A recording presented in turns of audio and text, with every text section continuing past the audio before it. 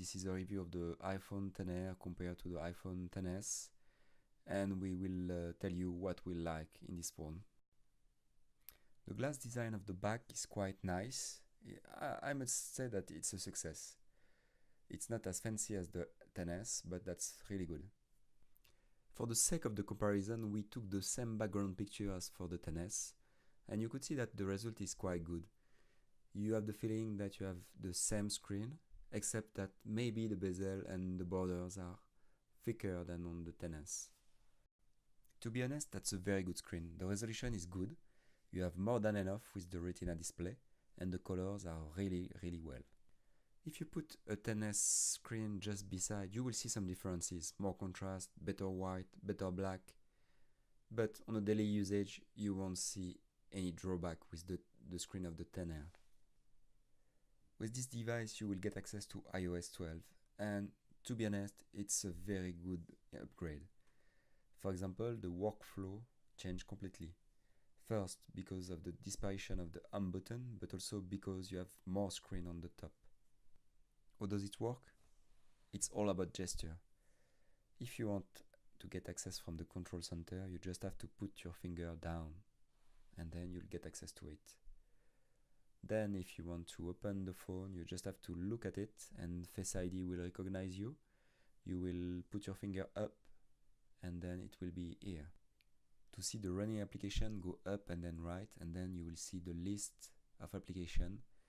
You can select the one that you want to kill and the one that you want to activate, for example, just by gestures. You don't have the 3D touch on this device, but you have some alternative functions, usually replaced by a long press.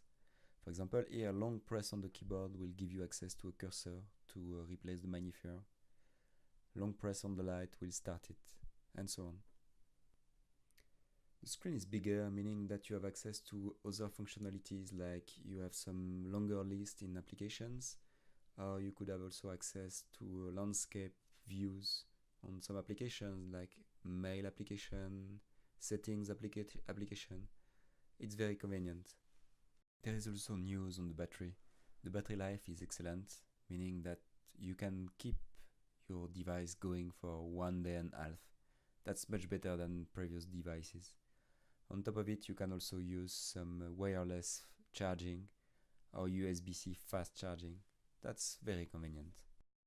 This is a powerful device that will bring you some new functionalities like an emoji that will mimic your face and get your voice to send a message, an iMessage to your friend.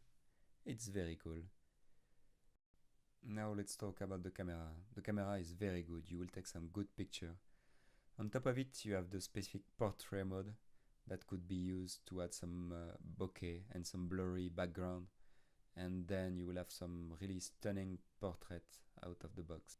You have only one lens, meaning that you are losing the zoom functionality of the 10, XS and XS Max, but you have the same quality in terms of sensor, meaning that you will have the same stunning videos, the same very good picture, and that's really something that you will like on this device. With such a beautiful quality of picture, basically the phones are eating the market of the small camera. That's the time for our summary. At the end of the day, you will have a high-end phone, 2018 phone, and for the price, it's not so expensive compared to high-end Android phones. So you won't get a cheap iPhone XS, you will get a good iPhone XR that is doing 90% of what the other phones are doing. So for us, it's a go.